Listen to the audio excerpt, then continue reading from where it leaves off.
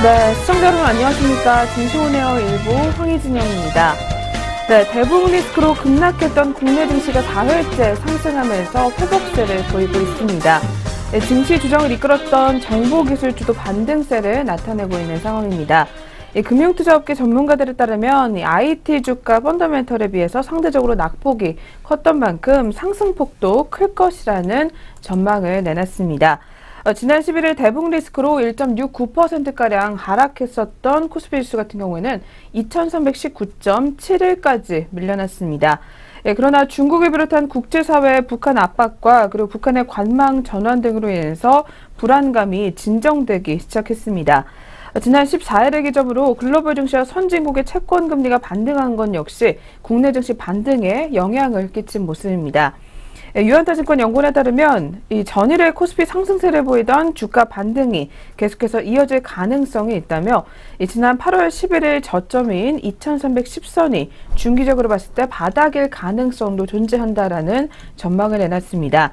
이 증시 하락에 큰 영향을 끼쳤었던 IT주들도 역시 다시 살아나는 모습을 기록하고 있습니다.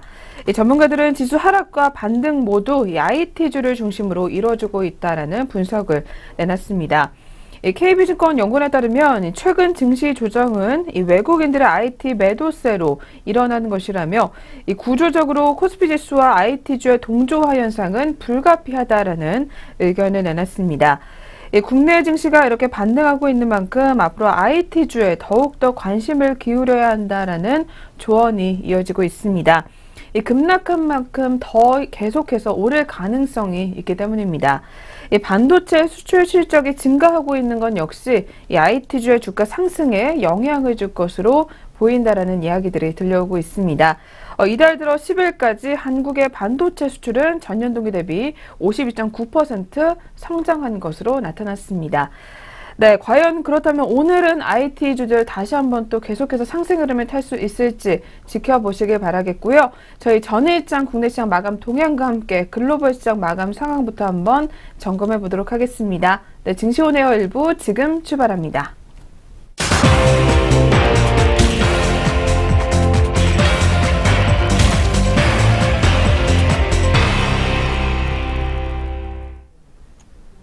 네, 안녕하세요. 한입니다. 전 거래 마감 동향부터 짚어보는 시간 가져보겠는데요. 먼저 국내 증시부터 어떻게 문 닫았는지 확인해 보도록 하겠습니다.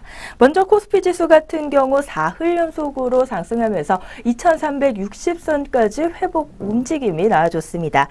전날 코스피 같은 경우 3.35포인트가량 오르면서 2351.61포인트로 출발을 했는데요. 장 초반 약보합세를 보였지만 개인과 외국인이 동반 매수세를 보이면서 지수를 끌어올리는 모습이었습니다. 기관은 2,306억 원 매도 우위를 보였지만 그에 못지않게 외국인의 매수세가 강했습니다. 개인과 함께 각각 404억 원 그리고 1,744억 원 동반 매수 우위를 보였습니다.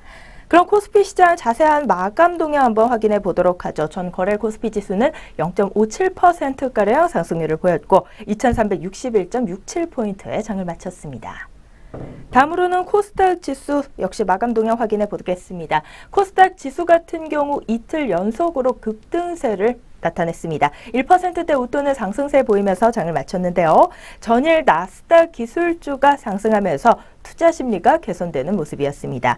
특히 시총 상위 IT주 그리고 제약주 중심으로 외국계 매수세가 강하게 유입되면서 역시 지수 탄력을 강하게 받는 모습이었습니다. 개인은 377억 원 매도 우위를 보였는데요. 기관과 외국인이 쌍끌이 매수를 하면서 전 거래일 코스닥 지수 강하게 뒷받침해줬습니다. 기관은 67억 원 사들였고요. 외국인 같은 경우 516억 원 매수세를 보였습니다. 자세한 마감 지수 그렇다면 확인해 보도록 하죠. 전거래일 코스닥 지수 같은 경우 1.13%가량 상승부를 켰고 641.11포인트에 장을 마쳤습니다. 이어서 업종별 마감 동향 확인해 보겠습니다. 먼저 전 거래일 가장 두드러진 상승폭을 나타냈던 업종으로는 철강 금속업이 눈에 띄었습니다. 무려 4%대 업종지수 상승률을 시현했는데요. 세계 최대 철강 생산국인 중국이 수출을 줄임에 따라 철강 가격이 급등할 것이다 라는 전망이 나오면서 매수세가 강하게 유입됐습니다. 전 거래일 철강 금속업에 대해서는 외국인과 기관 모두 강한 매수세를 보이는 모습이었는데요. 이 이어 의료 정밀업종에서도 3%가량 강한 상승 탄력이 나와줬고 또 전 거래일 같은 경우 IT주들이 좀 선전했습니다. 그동안 지지부진한 흐름을 보였는데 전 거래일에서는 다시 부활하는 모습을 좀 보이면서 삼성전자를 필두로 전기 전자업종이 1.47%가량 상승폭을 보였습니다. 또 전 거래일에는 유통업종에서도 강한 상승 탄력 나왔습니다. 롯데그룹주들이 일제히 상승했기 때문인데요. 1.03%가량 올랐고 그 밖에 제조업과 전기 가스업 순으로 상승폭 두드러지는 모습이었습니다. 반면 전 거래일 코스피 지수가 상승했음에도 불구하고 섬유 의복업종과 통신업에서는 1%대 낙폭이 좀 나아주는 모습이었습니다. 이어서 운수 장비업종과 서비스업종 그리고 보험업종과 의약품 업종 순으로 낙폭 두드러지는 모습 포착이 됐습니다. 코스피 시가총액 상위 종목들을 전 거래일 한번 살펴보면요. 대장주 삼성전자가 오름에 따라 우리 지수는 물론 전기 전자업종도 탄력을 받는 모습이었습니다.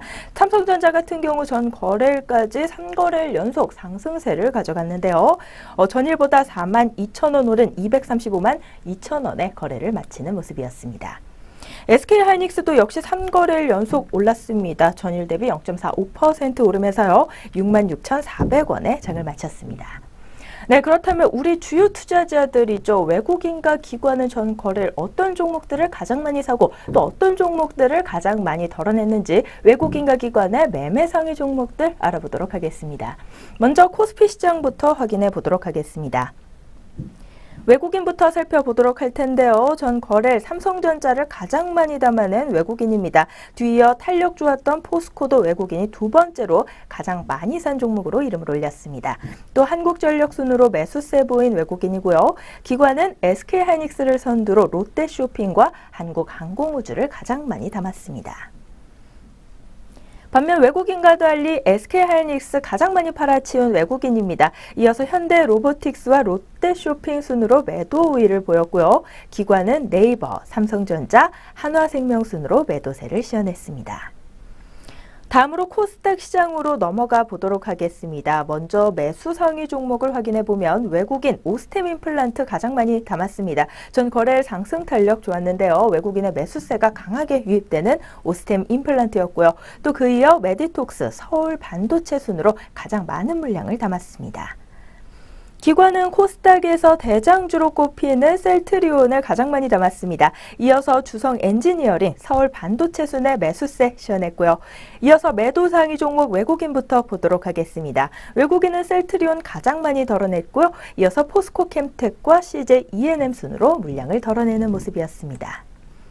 마지막으로 기관의 매도 상위 종목입니다. 메일유업을 선두로 오스템 임플란트 그리고 셀트리온 헬스케어 순으로 매도세 시현한 기관입니다. 네, 이렇게 전거래일 국내 증시 마감 동향 간단하게 살펴봤습니다. 이어서 간밤 국제유가와 글로벌 증시 마감 동향 확인해보는 시간 가져보도록 하겠습니다. 먼저 국제유가부터 확인해보면 국제유가는 상승불을 켰습니다. 2년 내 최고치를 기록한 원유 생산량 우려도 지속되는 가운데 투자자들이 11개월 내 최대폭으로 감소한 미국의 주간 원유 재고량에 무게를 두면서 소폭의 상승폭 보이며 장을 마친 국제유가입니다. 미국 에너지정보청에 따르면 지난주 미국의 원유 생산량은 7만 9천 배럴 늘어난 950만 2천 배럴을 기록했다고 합니다. 하지만 원유 재고량은 전주 대비 890만 배럴 감소했는데요. 이는 시장 전망치의 2배에 달하는 수치라고 하네요. 자세한 국제유가 마감 동향 그렇다면 알아보도록 하죠. WTI 같은 경우 0.66% 상승불 켰고요. 47.09달러로 장을 마쳤습니다. 이어서는 미국 증시 마감 동향입니다. 전 거래일 미국 증시 그리고 유럽 증시 모두 일제히 파란불을 켰는데요. 먼저 뉴욕 증시부터 확인해보면 정치적 불확실성으로 하락하는 모습이었습니다. 도널드 트럼프 대통령의 친성장 이행에 대한 우려가 높아지면서 3대 지수 모두 끌어내렸습니다. 스페인 바르셀로나에서 발생한 차량 테러 소식도 투자 심리에 악영향을 미치는 모습이었습니다. 지난 주말 버지니아주 샬럿스빌에서 발생한 백인 우월주의자들의 유혈 시위에 대한 트럼프 대통령의 양비론적 언급이 지속적으로 후폭풍을 낳고 있습니다. 또한 스페인 바르셀로나에서는요, 벤 차량이 인도의 보행자들에게 돌진을 하면서요. 최소 13명이 사망하고 수십 명이 부상하는 테러가 발생했다고 하네요. 다우지수부터 자세한 그렇다면 마감지수 확인해 보도록 하겠습니다. 3대 지수 모두 1%대 웃도는 낙폭 보였는데요. 다우지수는 1.24% 떨어지면서 21,750.73포인트에 맞췄고 나스닥 지수는 1.94%가량 떨어졌습니다. 6,221.91포인트에 장을 마쳤습니다. 이어서 S&P 500입니다. 1.54% 하락폭을 보였고요. 2,430.01포인트에 장을 닫았습니다. 마지막으로 유럽 증시 확인해 보도록 하죠. 역시 일제히 내림세를 기록한 유럽 증시입니다. 유럽 주요 증시는 미국, 유럽의 금리 정책 불확실성에 또 도널드 트럼프 대통령과 미국의 재계 균열이 더해지면서 일제히 하락한 것으로 풀이되고 있습니다.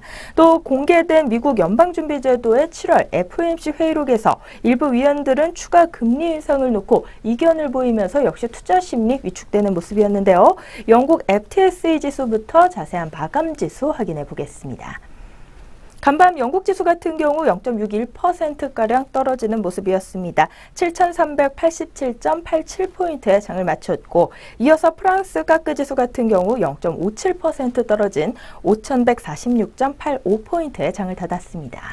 마지막으로 독일 닥스 지수입니다. 0.49% 빠지면서요. 12,203.46포인트에 장을 닫았습니다. 네, 오늘 국제유가는 소폭 올랐지만 미국 증시와 유럽 증시 일제히 하락하면서 오늘 우리 증시도 이에 대한 악영향을 좀 받지 않을까 예측되고 있습니다. 그렇다면 예상 체결 지수 어떻게 시작할 것으로 보이는지 코스피 지수부터 확인해 보도록 하죠. 네, 오늘 먼저 코스피 지수 같은 경우 큰 폭에 약간 적지 않은 폭의 낙폭 보일 것으로 예상됩니다. 15.57포인트가량 빠지면서 2345.99포인트 출발 예고하고 있고요. 코스닥 지수도 오늘은 약세 흐름 가져갈 것으로 예상이 됩니다. 출발 구간에서는 4.31포인트가량 빠지면서 637.80포인트 출발 예고하고 있습니다.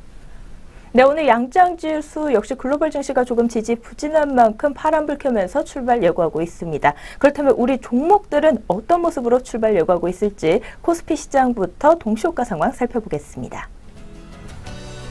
네, 먼저 삼성전자부터 보도록 하겠습니다. 오늘 약보합권 수준의 상승폭, 하락폭 보이면서 출발 예고하고 있습니다. 전 거래일 대비 7,000원가량 빠지면서요. 234만 5천원 출발 예고하고 있고요. SK하이닉스도 오늘은 낙폭이 좀 두드러지면서 출발할 것으로 예상됩니다. 2.26% 하락한 64,900원 출발 예고합니다. 이어서 현대차가 보합권에서의 출발 예상되는 가운데 오늘 포스코도 약세입니다. 시가총액 상위 종목들 현재 페이지에서 보자면 대부분 파란불을 켜고 있는 모습인데요. 포스코 같은 경우 1.95% 떨어진 32만 7천원에 한국전력은 보합권에서의 출발 예고하고 있는 가운데 네이버가 0.64%가량 약세 출발 예상됩니다. 다음으로 삼성물산 한번 보도록 하겠습니다. 1.12%가량 떨어지면서 13만 3천원에 출발 예고하고 있고요. 코스닥 시장도 한번 시가총액 상위 종목들 위주로 출발 구간 흐름 확인해 보겠습니다.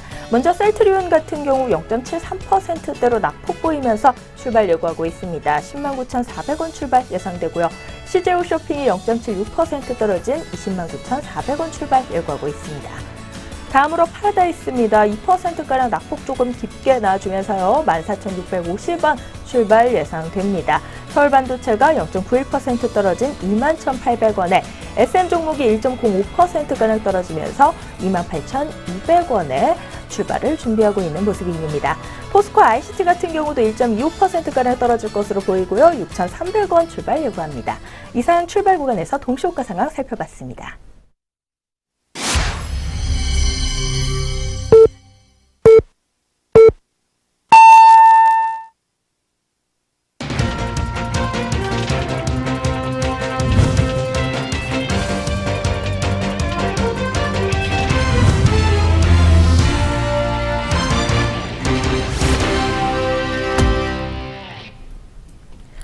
네, 2017년 8월 18일 금요일 국내 시장 역시 출발을 알렸습니다. 네, 저희 개장 상황 잠시 후에 더 자세하게 살펴보도록 하겠습니다. 네, 그 전에 역시 먼저 전일장 국내 시장 마감 동향과 함께 아시아권 주요국 증시 마감 상황까지 한번 알아보도록 하겠습니다. 네, 오늘도 역시 증시온에어 일부 먼저 김남우 앵커와 함께 하겠습니다. 네, 앵커님 어서 오세요. 네, 안녕하세요. 김남우입니다. 네, 계속해서 저희 전일장 국내 시장 마감 동향부터 한번 알아보도록 하겠습니다. 이어서 한번 살펴봐 주시죠. 네, 어제 거래소 코스피 시장 같은 경우에는 사흘 연속으로 상승하며 장을 마쳤습니다. 전일 대비 13.41포인트 상승한 2361.67포인트를 기록을 했습니다. 기관의 차익 실현 매도로 인해서 한때 약보합으로 전환하기도 했지만 외국인과 개인이 어제장에서 매수 규모를 키우면서 상승폭을 키워나가는 모습이었습니다. 투자자별로는 외국인이 6거래일 만에 매수세에 나서면서 514억 원어치 물량을 담아내는 모습을 보였고 기관이 1,144억 원 순매도, 개인은 466억 원 순매수를 기록했습니다. 지수선물 시장에서는 외국인과 기관이 각각 5,386계약과 359계약 순매수인데 반해서 개인은 4,031계약 순매도를 기록했습니다. 업종별로는 등락이 엇갈리는 모습을 기록한 가운데 철강금속이 4.1%가량 상승세를 기록했고 의료정밀 역시 1.2%가량의 높은 상승률 기록했습니다. 더불어서 화학과 전기전자, 기계와 유통업, 전기가스업과 건설업 등이 상승 마감한 반면 운송장비와 통신, 그리고 섬유의복과 음식료품 등은 하락세를 기록을 했습니다. 시가총액 상위 종목들을 살펴보게 되면 삼성전자가 7거래일 만에 돌아온 외국인의 순매수에 힘입어서 1.8% 상승한 235만 2천 원으로 장을 마쳤습니다. SK하이닉스 역시 기관 내 순매수에 힘입어 0.45% 상승했습니다. 66,400원으로 어제장 종가를 기록했습니다. 포스코는 외국인의 매수세에 4.7%가량 급등세를 기록했습니다.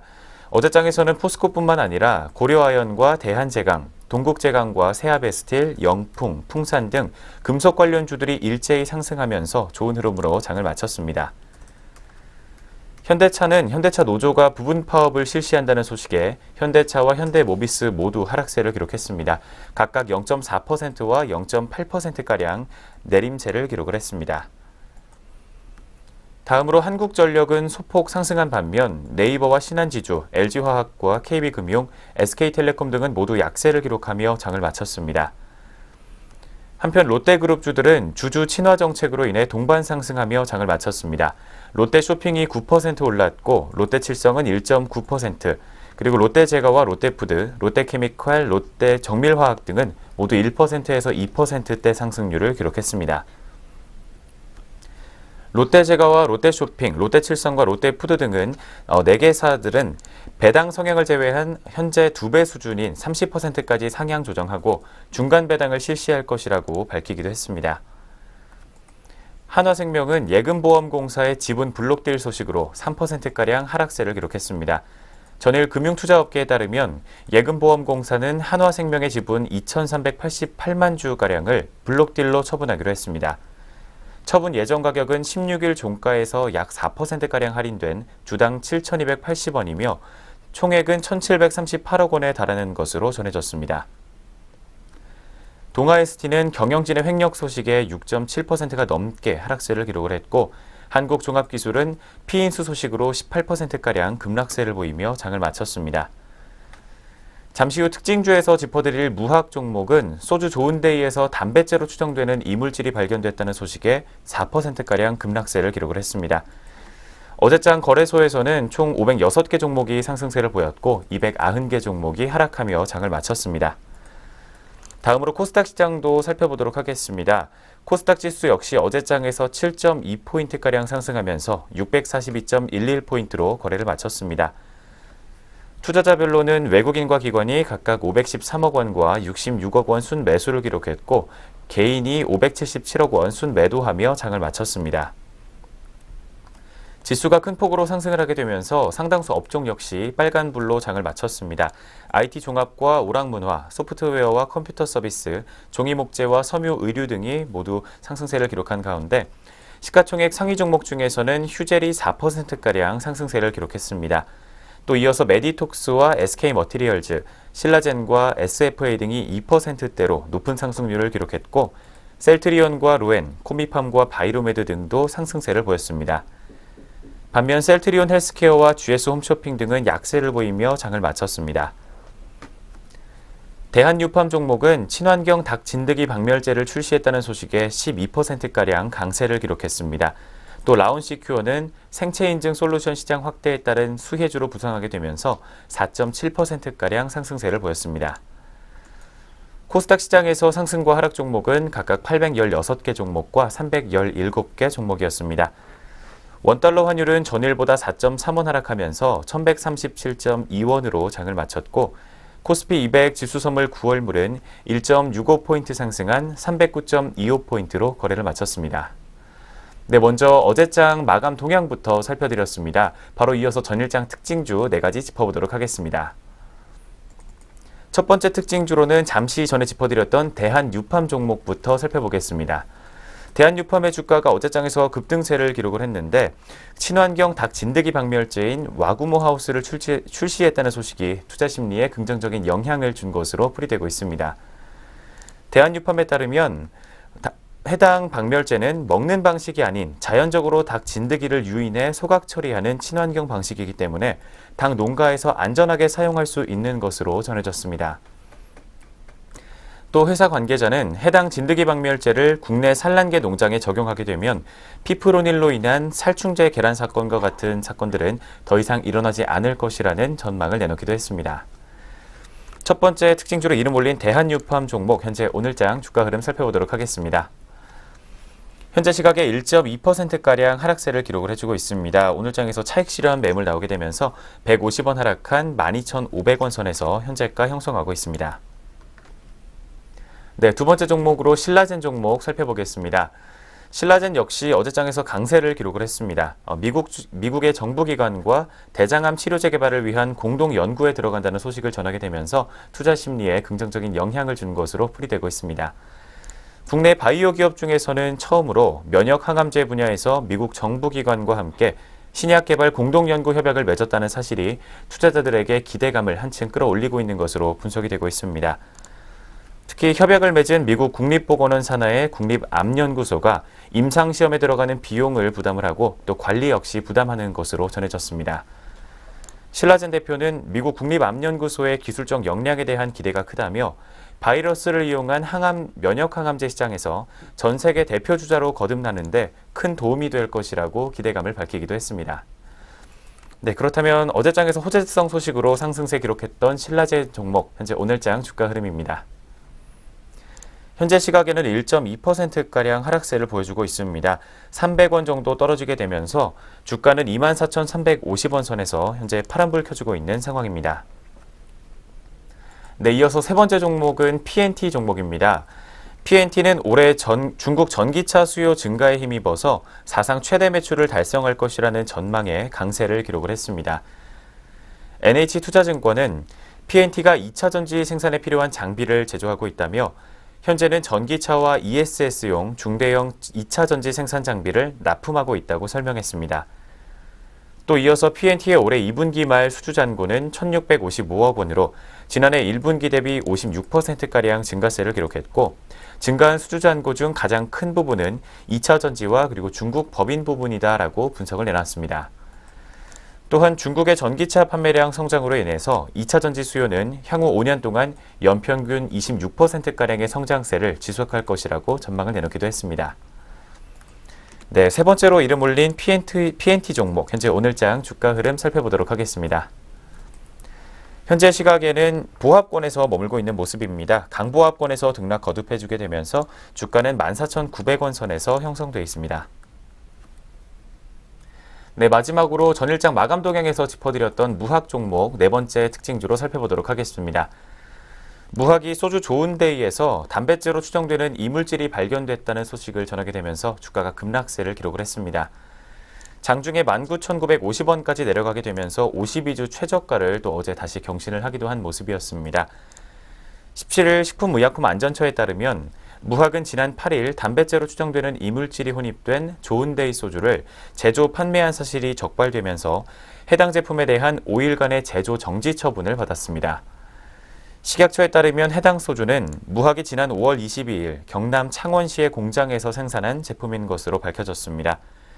특히 해당 공장에서 사용하고 있는 지하수도 부적합 판정이 나오게 되면서 해당 공장은 현재 폐쇄 조치된 것으로 전해졌습니다.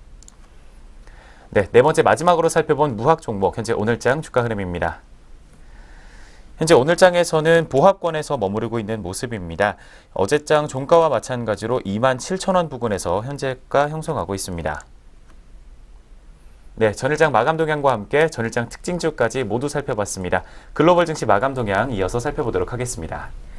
네, 계속해서 아시아권 주요국 증시 마감 동향입니다. 네, 전일 아시아 증시 같은 경우는 혼조권에서 마무리가 됐습니다. 이 중국과 대만 증시가 오른 데 반면에 일본 증시 같은 경우에는 내림세로 마감을 했었던 하루였습니다. 네, 먼저 마감 지수부터 자세하게 체크해 보도록 하겠습니다. 네, 일본 도쿄 니케이 지수 같은 경우에는 0.14% 내리게 되면서 19,702.63포인트의 장을 마무리했습니다. 이 도쿄 증시 같은 경우에는 엔화가 상승한 영향으로 내림세로 마감을 했던 것으로 분석이 되고 있습니다.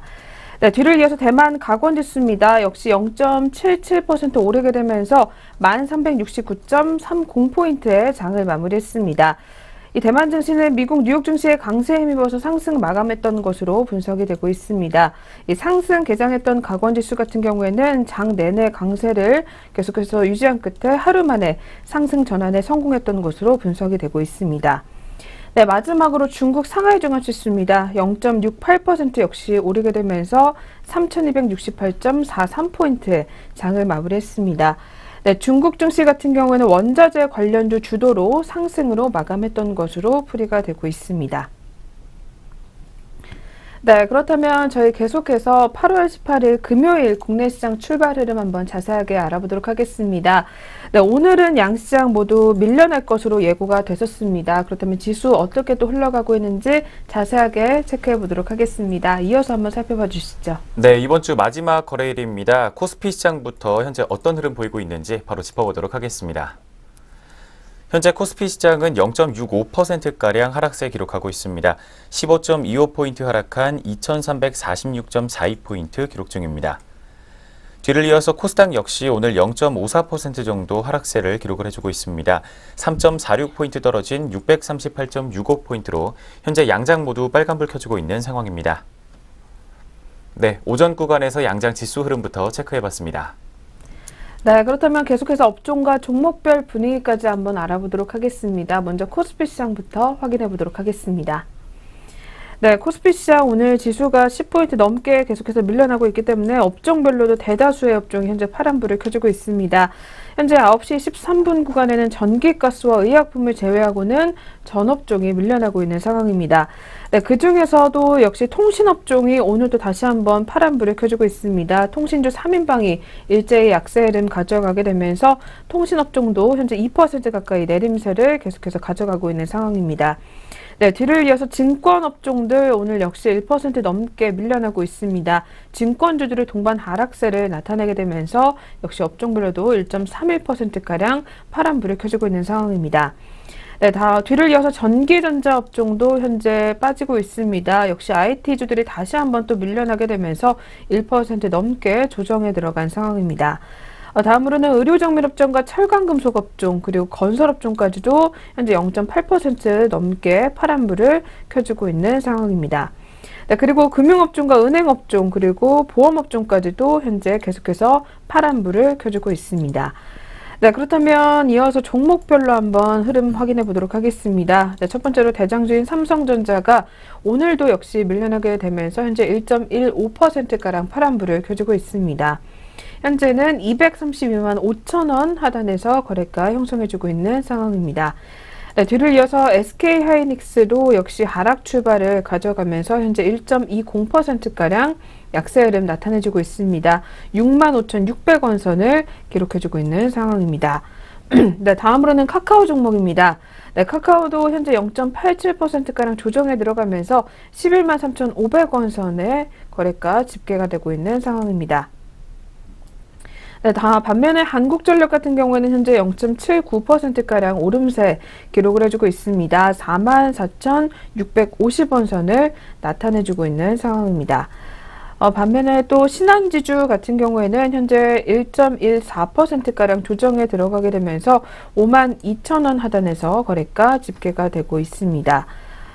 계속해서 다음으로는 하나테크윈 종목 확인해 보도록 하겠습니다. 네, 하나테크인 같은 경우에는 오늘 소폭 오름세를 개장 직후부터 나타내주고 있습니다. 특히 4분기 실적 기대감이 나와주게 되면서 오늘장 오름세를 보여주고 있는 상황입니다. 현재는 3.20%가량 빨간불 켜주게 되면서 43,300원 선을 기록해주고 있는 모습입니다. 다음으로 살펴볼 종목은 현재 현대중공업 종목입니다. 오늘 개장 직후부터 계속해서 밀려나고 있습니다. 특히 외국인의 매도세가 몰리게 되면서 오늘 주가가 계속해서 4% 넘게 급락세 보여주고 있는 상황입니다. 현재는 4.95% 밀려나게 되면서 15만 3,500원 선을 나타내주고 있습니다. 네, 그리고 오늘 통신주 3인방이 모두 밀려나는 가운데 그중에서 LG유플러스가 가장 많이 밀려나고 있습니다. 현재는 3.33% 하락하게 되면서 14,500원 선을 기록해주고 있는 상황입니다. 네, 이렇게 해서 저희 먼저 거래소 시장부터 움직임 한번 확인해 봤습니다. 네, 이어서 코스닥 시장도 한번 업종별 분위기부터 체크해 보도록 하겠습니다. 네, 코스닥 시장도 역시 오늘 지수가 밀려나고 있기 때문에 역시 업종별로도 코스피와 같은 흐름을 보여주고 있습니다. 현재는 출판 매체 업종을 제외하고는 전 업종이 밀려나는 모습 시연해주고 있는 상황입니다. 현재 그중에서 오락문화 업종의 낙폭이 계속해서 또 두드러지고 있습니다. 1.11%가량 밀려나고 있는 가운데 뒤를 이어서 인터넷 업종 그리고 반도체 업종까지도 모두 파란불을 계속해서 켜주고 있습니다. 또한 제약업종도 현재 1% 가까이 내림세 기록을 해주고 있는 상황입니다. 0.91%가량 파란불 켜주고 있습니다. 뒤를 이어서 운송업종과 컴퓨터 서비스 그리고 IT 하드웨어와 정보기기 업종까지도 모두 밀려나는 모습을 기록해주고 있습니다. 네, 계속해서 코스닥 시장 시가총액 상위 종목들 확인해 보도록 하겠습니다. 네, 먼저 첫 번째로 제약업종 대장주인 셀트리온이 현재 1% 넘게 밀려나고 있습니다. 현재는 전일장 대비 1,100원 빠지게 되면서 109,100원 하단에서 거래가 집계가 되고 있는 상황입니다. 다음으로는 메디톡스 종목입니다. 메디톡스도 역시 오늘 약세 흐름 보여주게 되면서 현재 1.80%가량 조정에 들어가고 있습니다. 54만 6천원 하단에서 거래가 집계가 되고 있는 상황입니다. 네, 다음으로 살펴볼 종목은 솔브레인 종목입니다. 솔브레인 같은 경우에도 역시 오늘 하락세 계속해서 보여주고 있는 상황입니다. 특히 하반기에 실적 개선이 본격화될 것이지만 이 상반기에는 실적이 부진했었다라는 증권사 분석이 나왔습니다. 에 따라서 주가 같은 경우는 3.66%가량 밀려나게 되면서 63,500원 선을 기록해주고 있는 상황입니다. 네, 그리고 오늘 엔터 업종 중에 YG 엔터테인먼트가 또 역시 주가가 밀려나고 있습니다. 이 YG 엔터 같은 경우에는 현재 1.95%가량 약세 흐름 또 보여주게 되면서 현재 27,650원 선을 나타내주고 있는 상황입니다. 반면에 오늘 코스닥 시장에서는 한글과 컴퓨터 종목이 현재 특징주에 이름을 올렸습니다. 이 한글과 컴퓨터 같은 경우는 사모펀드로부터 현재 600억 원가량을 투자받았다라는 호재성 소식이 이어졌습니다. 특히 페이팔 창업자의 사모펀드 등으로부터 대규모의 투자를 유치했다라는 소식이 이어지게 되면서 장 초반부터 강세 흐름을 보여주고 있는 상황입니다.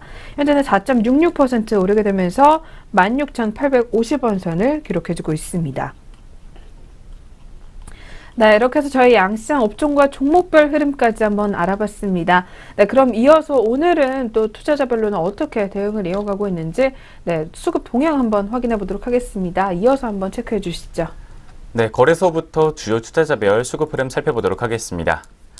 현재 코스피 시장에서는 개인이 매수세 기록을 해주고 있습니다. 459억 원 담아내고 있는 반면 외국인과 기관이 서로 매도세를 기록을 해주고 있습니다. 각각 24억 원과 617억 원 덜어내고 있는 상황입니다.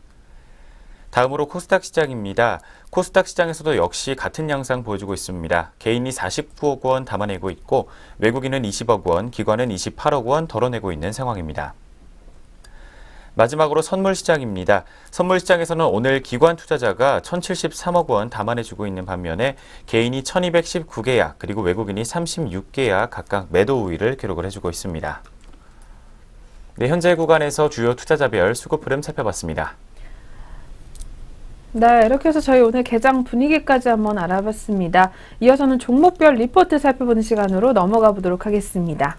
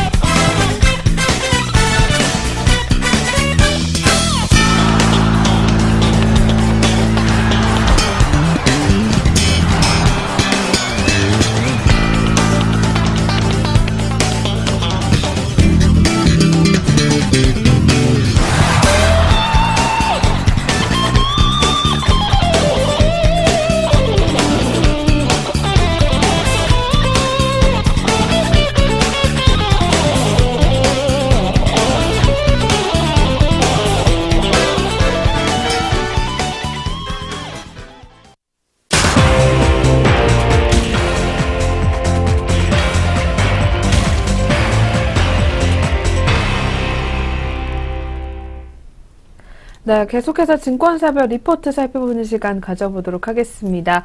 네, 그 전에 저희 프로그램에서 제공하는 투자 정보는 투자 판단에 의한 참고 자료일 뿐 결과에 대한 책임은 투자자 개인에게 있다는 점부터 먼저 고지해드리겠습니다. 네, 그럼 오늘의 첫 번째 리포트입니다. 신한금융투자에서 주목을 하고 있는 민엔지 종목입니다. 네, 민엔지 같은 경우는 세틀뱅크 성장에 주목을 해보자라는 제목이 나와 있습니다. 네, 먼저 민엔지가 어떤 기업인지부터 그럼 자세하게 알아보도록 하겠습니다. 이어서 설명 부탁드릴게요. 네, 첫 번째로 이름 올린 민엔지 종목입니다. 먼저 개인정보 관련한 서비스 그리고 금융정보기술 서비스를 하고 있는 업체로 알려져 있습니다. 또 주요 서비스로는 휴대폰 번호 도용 방지와 로그인 플러스 그리고 간편결제 매니저로 크게 3가지 사업 부문을 들어볼 수 있겠습니다. 꾸준한 가입자들을 바탕으로 안정적인 이익 창출이 가능한 것으로 분석이 나오고 있는 가운데 2017년 민엔지는 세틀뱅크를 지분율 약 43%로 인수한 것으로 전해졌습니다.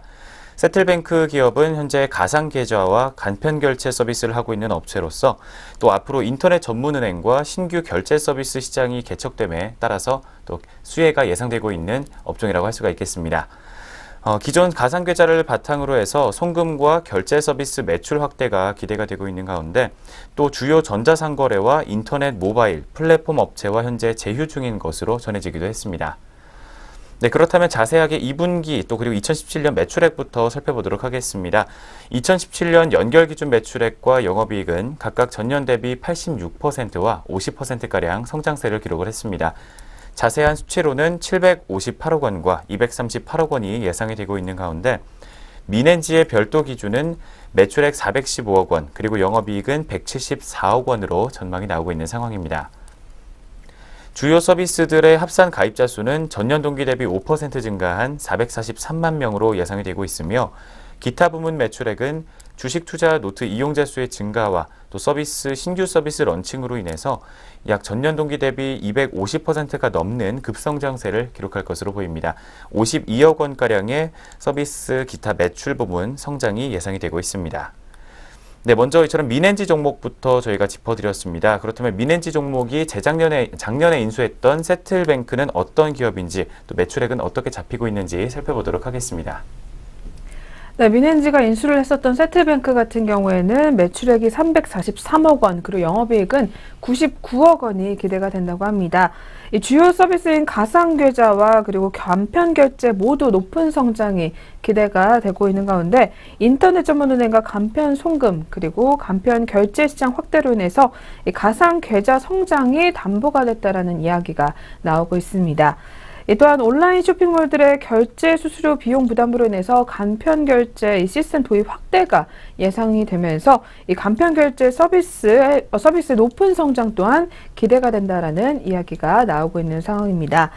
따라서 오늘 민엔지에 대해서 투자 의견은 매수, 목표 주가 같은 경우에는 23,000원을 제시한 상황입니다. 투자 포인트로는 앞서 살펴봤던 대로 이 기존 서비스의 안정적인 가입자 수가 증가를 하며 이 두 번째로는 지속적인 신규 서비스 매출의 가세와 더불어서 이 세 번째로는 세틀뱅크의 높은 성장 잠재력을 꼽을 수가 있겠습니다. 네, 그렇다면 역시 앞으로 이런 인터넷 전문 은행과 그리고 간편결제 서비스와 더불어서 기대감이 반영이 되고 있는 민엔지 종목입니다. 네, 오늘은 또 어떤 흐름을 가져가고 있는지 현재가 한번 짚어보겠습니다. 이어서 한번 체크해 주시죠. 네, 민엔지 종목 현재 오늘장 주가 흐름 살펴보도록 하겠습니다. 어제장에서는 급등세를 기록을 했지만 현재 오늘장에서는 강보합권에서 등락 거듭하는 모습입니다. 어제장 종가와 마찬가지로 22,200원 선에서 현재 거래가 형성하고 있습니다. 네, 민엔지 종목 현재 흐름 살펴봤습니다. 네, 이어서 두 번째 종목입니다. 두 번째는 오늘 살펴볼 종목이 같은 역시 신한금융투자에서 주목을 하고 있는 예림당 종목입니다. 네, 예림당 같은 경우에는 기대되는 하반기다라는 제목이 나왔습니다. 네, 2분기는 시장의 기대치를 하회한 것으로 일단 보여지는데요. 네, 어떤 내용인지 자세하게 들어보도록 하겠습니다. 네, 2분기 매출액 같은 경우에는 약 1,400억 원가량을 기록을 했습니다. 하지만 영업이익은 45억 원을 기록을 하면서 흑자로 전환하는 모습을 보이긴 했지만 예상치는 하회했다라는 분석이 나왔습니다. 특히 흑자 전환하는 모습은 긍정적이지만 경쟁사 대비 낮은 수익성이 조금은 아쉽다라는 리포트의 판단이 나오고 있습니다. 크게 첫 번째로는 신규 노선이 4가지가 있었는데 이 4가지 프로모션에 의한 국제선의 일드가 하락했다는 점입니다. 두 번째로는 출판 부문을 봤을 때 홈쇼핑 방송 횟수 이연에 의한 실적 부진의 영향이 컸다라는 분석이 제기되고 있습니다. 2017년 하반기에도 실적 성장세는 지속이 될 것으로 전망이 나오고 있습니다. 항공부문은 하반기에 기재가 3대가 추가 도입될 것으로 보이고 2분기에 하락했던 국제선 운임은 3분기에 다시 한번 반등세를 기록할 것으로 전망이 되고 있습니다. 또한 여객 수요 호조세는 추석 연휴가 최소 7일에서 최장 10일까지로 길기 때문에 이 효과로 인해서 4분기에도 계속해서 여객 수요가 늘어날 것으로 전망이 나오고 있는 상황입니다. 한편 출판 부문의 회복 역시 기대가 되고 있다는 이야기가 나오고 있습니다. 출판 부문은 어떤 이야기 전해지고 있는지 계속해서 짚어드리도록 하겠습니다. 네, 예림당 같은 경우는 출판 부문에서는 일단은 회복이 기대가 된다고 합니다. 또한 하반기 같은 경우에는 예림당의 영유아 브랜드인 스마트베어에서 이 신제품 출시와 함께 이 홈쇼핑 방송 출연 횟수가 증가할 것으로 전망이 되고 있습니다. 평균적으로 월 3회 출연했었던 홈쇼핑 방송 같은 경우에는 2분기에는 총 3회에 그쳤던 것으로 분석이 되고 있습니다. 이 하반기로 이연된 2분기 방송 횟수는 약 6회로 예상이 되면서 실적 회복을 이끌 것으로 전망이 되고 있는 상황입니다. 한편 예림당 같은 경우에는 오늘 신한금융투자에서 목표 주가 같은 경우에는 하향 조정을 했습니다. 투자 의견은 매수를 제시를 하지만 목표 주가는 기존에 14,500원에서 이번에는 12,500원으로 하향 조정을 했습니다. 먼저 첫 번째로 우호적인 하반기 여객 수요와 두 번째로는 기재 확장에 따른 규모의 경제 효과, 그리고 세 번째로는 매력적인 밸류에이션에 따라서 투자 의견은 매수를 제시하지만 일단 목표 주가 같은 경우는 13.8%가량 하향 조정한다라는 이야기를 내놓고 있는 상황입니다. 네, 그렇다면 저희 오늘 두 번째로 살펴본 종목입니다. 예림당 종목도 한번 현재 흐름 한번 확인해 보도록 하겠습니다. 네, 이어서 짚어봐 주시죠. 네, 예림당 종목 현재 오늘장 주가 흐름입니다. 어제장에서는 급락세를 기록을 해줬지만 오늘장에서는 다시 한번 반등세를 기록을 하고 있습니다. 2.83%가량 상승하게 되면서 현재 주가는 9,460원 선에서 형성하고 있습니다. 네, 두 번째 예림당 종목까지 현재 흐름 짚어봤습니다. 네, 계속해서 세 번째 종목으로 바로 넘어가 보도록 하겠습니다. 네, 세 번째 종목은 유진투자증권에서 눈여겨보고 있는 현대산업개발 종목입니다. 네, 이 종목 2분기에 서울 강남권에 펼쳐지는 대형 재건축이 발주가 될 것이다라는 제목이 나와 있습니다. 네, 어떤 내용인지 자세하게 먼저 확인해 보도록 하겠습니다. 네, 2017년 하반기에는 강남권에서 재건축 시공사 선정이 예정이 되어 있습니다. 그렇기 때문에 또 한 번 기대감이 유입이 되고 있는 가운데 약 6조 9천억 원 규모의 시공권이 이번 하반기에만 발주될 것으로 예상이 되고 있습니다. 그에 따라서 특히 강남과 서초, 송파 등 대형 건설사들의 비교 우위가 통하는 지역이라는 것이 이번 재건축 시공의 특징이다라고 밝히고 있습니다. 특히 반포주공의 경우 그 규모가 2조 6천억 원으로 가장 규모가 크다 보니까 기타 단지들의 규모에 대해서는 언급이 따로 되고 있지는 않습니다.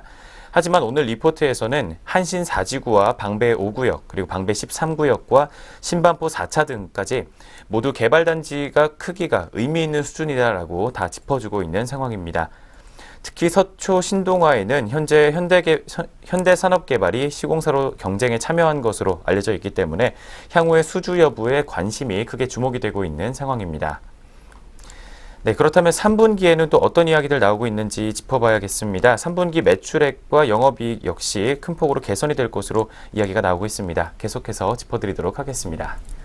네, 현대산업개발 3분기 같은 경우에는 실적이 매출액은 1조 2,701억 원, 그리고 영업이익 같은 경우는 1,334억 원이 전망이 되고 있습니다.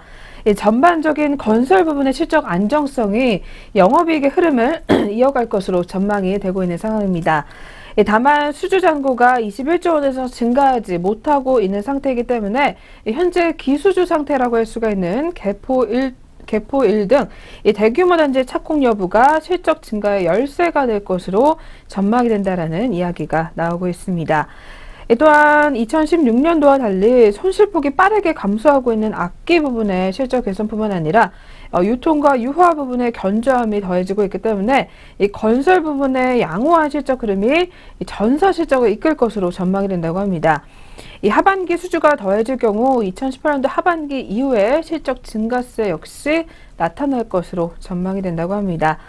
따라서 오늘 유진투자증권에서는 현대산업개발에 대해서 투자 의견은 매수, 그리고 목표 주가 같은 경우에는 종전에는 59,000원이었지만 이번에는 15.3%가량 하향 조정을 하게 되면서 5만 원으로 제시를 했습니다. 목표 주가 하향 같은 경우에는 실적 추정치 유지에도 불구하고 최근 건설업종의 전반적인 주가 하락에 따른 적용 주가별수 하락이 주된 이유라고 볼 수가 있으며 이 타 건설사 역시 실적 개선 흐름에도 불구하고 주가는 부진한 상황을 이번 현대산업개발에도 적용한 것이다라는 이야기를 내놓고 있는 상황입니다. 한편 건설, 특히 주택 부분에서 과거부터 강점을 보였었던 현대산업개발의 향후 주가 같은 경우에는 현재 정체 중인 이 수주 잔고 증가 속도가 중요할 것으로 전망이 되고 있습니다. 현대산업개발 같은 경우에는 수주 잔고 증가보다는 유지 쪽으로 일단 무게를 두고 있지만 그동안의 지방 중심의 매출이 수도권으로 중심이 이동하고 있는 점은 현대산업개발의 2017년도 실적 추정치 기준 현재 주가가 매우 낮아진 상태이기 때문에 앞으로 주가 변동을 가져올 이슈에 좀 예민하게 반응할 가능성이 크다라는 이야기를 오늘 전달하고 있습니다. 네, 오늘 세 번째로 이렇게 현대산업개발 내용 꼼꼼하게 한번 확인해 봤습니다. 네, 이어서 오늘장 현재 흐름까지 한번 짚어보도록 하겠습니다. 네, 이어서 한번 확인 부탁드릴게요. 네, 현대산업개발의 현재 오늘장 주가 흐름 바로 짚어보도록 하겠습니다. 어제장에서는 현대산업개발이 상반기에 사상 최대 영업이익을 기록했다라는 이야기를 전하면서 강세를 기록을 했었지만 현재 오늘장에서는 하락세를 기록을 하고 있습니다. 0.26%가량 하락세 보여주게 되면서 현재가는 38,900원 선에서 파란불 켜주고 있는 상황입니다. 네, 세 번째 종목까지 현재 흐름 모두 짚어봤습니다. 네, 그럼 오늘의 마지막 종목으로 넘어가 보겠습니다. 마지막 종목은 연일 또 강세 흐름을 가져갔었던 오스템 임플란트 종목입니다. 네, 오늘 현대차투자증권에서 또 눈여겨보고 있는 종목 중에 하나입니다. 네, 2분기 리뷰를 진행을 하면서 개선되는 투자 심리다라는 제목이 나와 있습니다. 네, 그렇다면 실적에 관한 이야기부터 확인해 보도록 하겠습니다. 네, 먼저 2분기 실적부터 바로 살펴볼 텐데요. 국내와 해외 부문으로 크게 나눠서 살펴보도록 하겠습니다. 먼저 국내 부문에서는 임플란트가 261억 원, 그리고 치과 기자재가 138억 원, 체어 부문에서 49억 원가량을 기록하게 되면서 높은 성장세를 지속했다라는 긍정적인 판단이 나오고 있습니다. 한편 해외 부문은 임플란트가 234억 원, 치과 기자재가 19억 원, 그리고 체어가 18억 원을 기록했으며 특히 수출 부문에서도 임플란트가 높은 성장세를 지속한 것으로 분석이 나왔습니다. 해외 법인 관련 부문에서 조금 더 자세하게 살펴보게 되면 매출액이 총 533억 원으로 지난해보다 45%가량 높은 성장세를 지속한 것으로 분석이 나오고 있습니다. 특히 전분기에 481억 원이었던 것에 대비해 봤을 때 약 11%가량 높은 성장세를 지속한 것으로 분석이 나오고 있습니다. 또한 영업이익 같은 경우에는 13억 원 적자를 기록을 했지만 지난 동기에 43억 원, 그리고 지난 분기에는 약 17억 원가량 적자가 났던 것과 비교를 해본다면 지난 분기에 13억 원가량 적자가 난 것은 적자폭이 감소했다라고 판단해 볼 수 있겠다라는 리포트의 의견이 나오고 있습니다. 또한 2018년도 이후로 넘어가게 되면 적자폭이 점점 줄어들다가 아예 흑자로 전환할 것이다라는 분석이 나오고 있습니다. 특히 올해 하반기의 경우 중국 법인에서 기저효과가 나오게 됨에 따라서 임플란트 수출이 25% 이상 우수한 성장을 기록할 것으로 전망이 나오고 있는 가운데 2017년도 매출액은 4,267억 원, 그리고 영업이익은 435억 원으로 오늘 리포트는 현재 판단하고 있습니다. 네, 그렇다면 최근에 정부에서 또 문재인 케어를 발표하게 되면서 임플란트 주들이 굉장히 강세를 타고 있는 가운데 주가 전망과 밸류에이션, 그리고 투자 목표 주가와 투자 의견은 어떻게 제시되고 있는지 한 번에 살펴보도록 하겠습니다. 네, 최근 발표가 된 장년층 의료비 부담 상한 관리안이 취지될 경우 이 개인 부담 임플란트 비율이 50%에서 30%로 축소될 것으로 보여집니다. 이에 따라서 내수 시장 수요 증대가 가능하면서 15%가량 유지 중인 이 국내 임플란트 시장 성장률이 높아질 것으로 전망이 되고 있습니다. 이에 따라서 기존 개인 부담금이 약 60만 원에서 36만 원으로 축소되는 꼴이라고 볼 수가 있겠습니다. 더불어서 임플란트를 포함한 모든 사업부가 높은 성장을 기록을 하게 되면서 이 오스템 임플란트 같은 경우에는 양호한 실적을 달성할 것으로 보여집니다. 특히 2분기 매출액은 1,010억 원, 그리고 영업이익은 97억 원을 기록을 하면서 현대차투자증권의 추정치에 부합한 것으로 분석이 되고 있습니다. 신규 건강보험 정책 시행 시 환자 부담금 감소로 인해서 임플란트 수요 또한 증대될 것으로 예상이 되게 되면서 투자 의견을 매수로 오늘 제시를 했습니다. 또한 주력 제품의 높은 성장률을 감안해 봤을 때 실적 추정치 상향에 따라서 목표 주가를 기존의 65,000원에서 이번에는 75,000원으로 상향 조정하겠다는 이야기를 내놨습니다. 네, 그렇다면 오늘은 또 어떤 흐름 보여주고 있는지 현재 흐름까지 한번 짚어보도록 하겠습니다. 네, 한번 살펴봐 주시죠. 네, 오늘까지 4거래일 연속으로 상승세 이어가고 있는 오스템 임플란트입니다. 현재 주가 살펴보도록 하겠습니다. 현재 시각에 1.01% 정도 상승세 계속해서 이어가고 있습니다. 800원 오르게 되면서 주가는 73,300원 부근에서 현재가 형성하고 있습니다. 네, 마지막 네 번째 오스템 임플란트 종목까지 현재 흐름 짚어봤습니다. 네, 이렇게 해서 오늘도 증권사 리포트 4개 꼼꼼하게 한번 확인해 봤습니다. 이어서 개장 특징주 체크해보는 시간으로 넘어가 보도록 하겠습니다.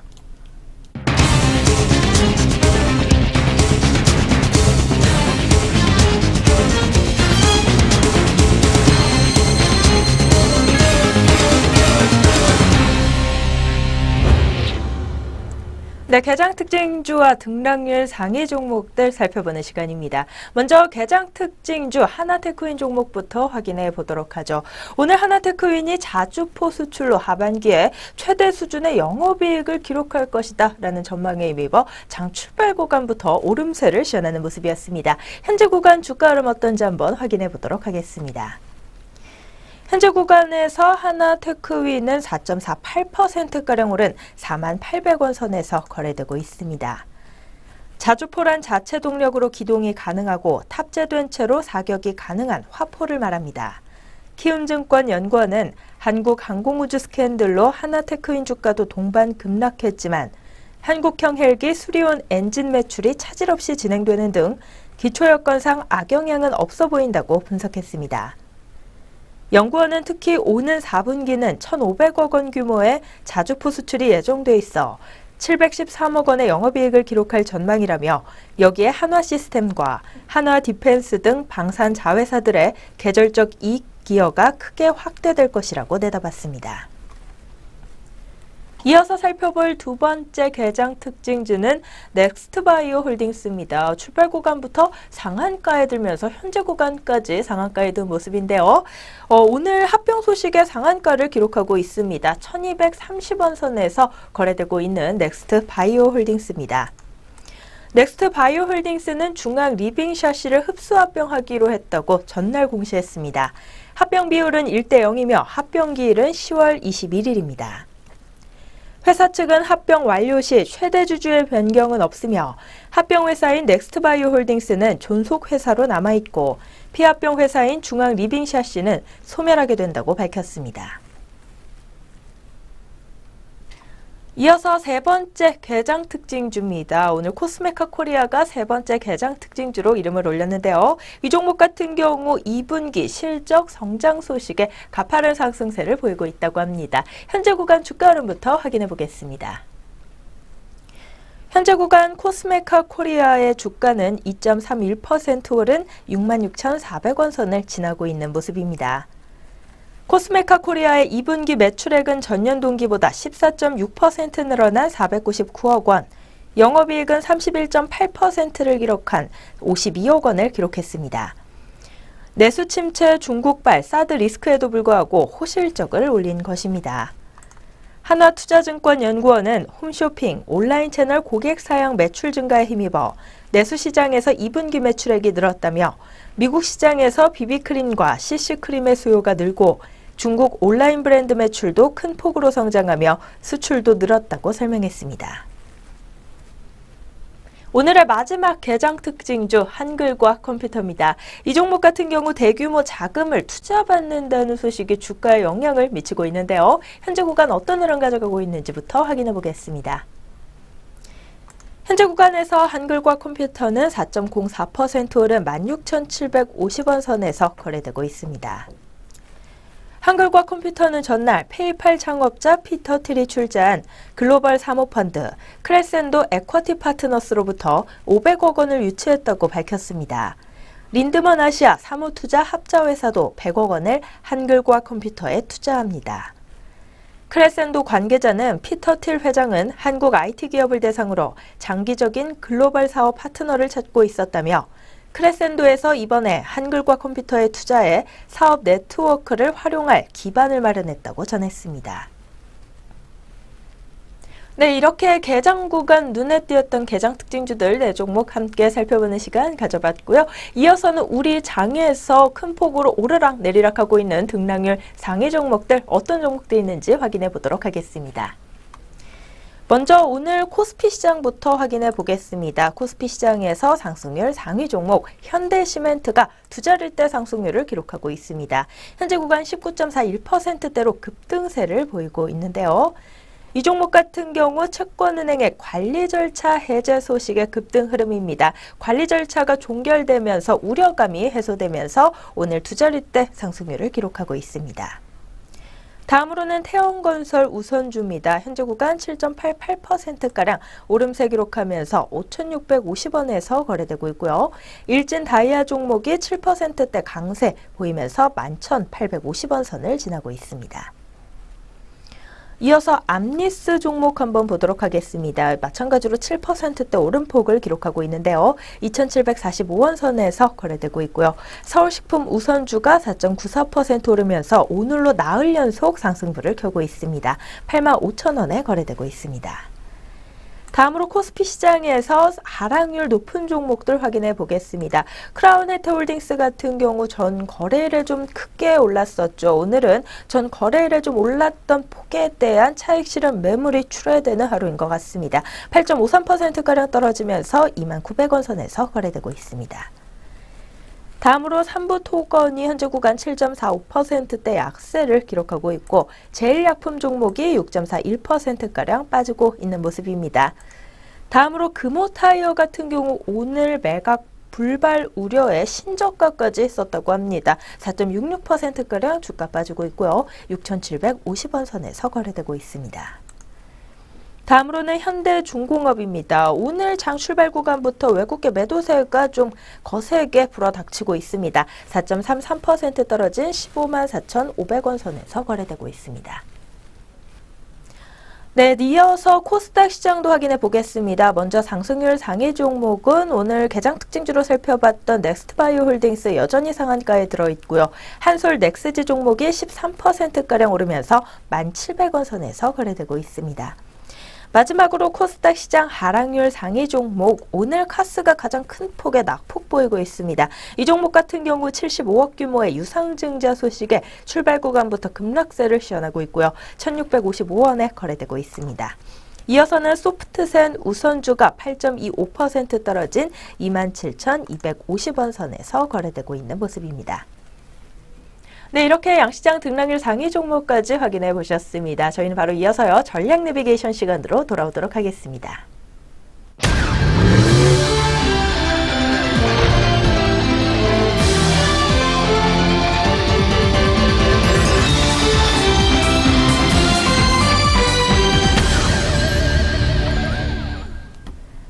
네, 전략 내비게이션 시간입니다. 오늘 살펴볼 시장 리포트는 NH투자증권 리포트 가지고 나왔습니다. 네, 역시 금요일에 미리 보는 주간 투자 전략 리포트가 나와 있는 상황입니다. 먼저 금주 주식시장 리뷰에 관해서 들어보도록 하겠습니다. 네, 자세하게 한번 전해주시죠. 네, 이번 주 주식 시장을 흔들었던 두 가지 키 이슈를 공개를 하고 있습니다. 첫 번째 키 이슈로는 7월의 FOMC 회의 의사로 공개에 대한 이야기 살펴보도록 하겠습니다. 미국의 연방준비제도 이사회 위원들은 4조 5천억 원 달러 규모의 자산 축소를 조만간 시작할 것이라는 것에 대부분 동의를 했습니다. 일부 위원들 같은 경우 기준금리와 관련해 물가 상승률 부진으로 인상을 보류하자라는 태도를 보이기도 했다고 합니다. 그렇지만 대다수의 위원들은 고용시장 개선과 높은 주가 수준을 고려해 볼 때 물가가 2%대는 거뜬하게 넘을 수 있을 것이라고 주장한 것으로 전해졌습니다. 네, 먼저 첫 번째 키워드 살펴보셨고요. 두 번째로 지정학적 리스크에 관련된 이야기 살펴보겠습니다. 트럼프 미국 대통령이 북한과의 대화의 여지를 보임에 따라서 17일 코스피는 3거래일 연속으로 상승하며 다시 한번 2360선대에 안착하는 모습을 보였습니다. 또한 스티브 배넌 백악관 수석전략가는 북한의 핵과 미사일 위협과 관련해 군사적 해법은 없다며 미국과 북한 간의 군사적인 긴장을 축소하려는 모습을 보이기도 했습니다. 네, 이렇게 해서 먼저 이번 주에 영향 미쳤던 두 가지 키워드부터 살펴봤고요. 다음으로는 다음 주 주식시장에 대한 프리뷰를 내놓고 있습니다. 상승 요인 4가지와 하락 요인 2가지 제시하고 있는데 어떤 내용으로 이어지고 있는지 살펴보도록 하겠습니다. 네, 먼저 NH투자증권에서는 다음 주 코스피 예상 밴드로는 2310포인트에서 2380포인트 선에서 움직일 것으로 일단 바라보고 있습니다. 먼저 상승 요인으로는 첫 번째로 달러 약세에 따른 이머징 통화의 강세, 그리고 두 번째로는 북한 리스크 완화, 그리고 세 번째로는 밸류에이션 매력이 확대될 것으로 보이고 있으며 마지막으로 유가 등 원자재 가격이 견조하게 됨에 따라서 상승할 것으로 일단 전망이 되고 있습니다. 반면에 하락할 요인으로는 첫 번째 IT 사이클의 둔화 가능성이 역시 또 재부각이 되고 있으며 두 번째로는 트럼프 정치적 변동성 확대가 하락 요인으로 꼽히고 있는 상황입니다. 네, 그렇다면 다음 주 주식시장 전망에 관한 이야기 자세하게 한번 또 확인해 보도록 하겠습니다. 먼저 첫 번째로 오는 24일에서 26일에 3년 만에 잭슨홀 미팅에 참석을 하게 되는 ECB 드라기 총재가 기존 예상되는 것과는 달리 통화정책 변경에 대해 언급하지 않고 역동적인 글로벌 경제의 구축 방안이라는 컨퍼런스 주제에만 집중할 것이라는 전망이 더욱더 확대가 되고 있는 상황입니다. 이러한 이 잭슨홀 컨퍼런스와 관련한 내용들을 좀 지켜볼 필요가 있겠습니다. 더불어서 다음 주 같은 경우에는 낙폭 과대 업종에 대해서 좀 살펴볼 필요가 있다는 의견 또한 제시가 되고 있는 상황입니다. 이 국내 요인이 더욱더 크게 최근 작용을 했었던 건설과 부동산보다는 이 IT와 증권 등의 상승 지속이 유효해 보이기 때문에 이러한 낙폭 과대 업종을 좀 눈여겨보자라는 이야기가 나오고 있습니다. 네, 시간 관계상 짧게 한번 짚어드렸습니다. 다시 한번 꼼꼼하게 확인해 보시길 바라겠습니다. 네, 지금까지 전략 내비게이션 시간 함께 하셨습니다.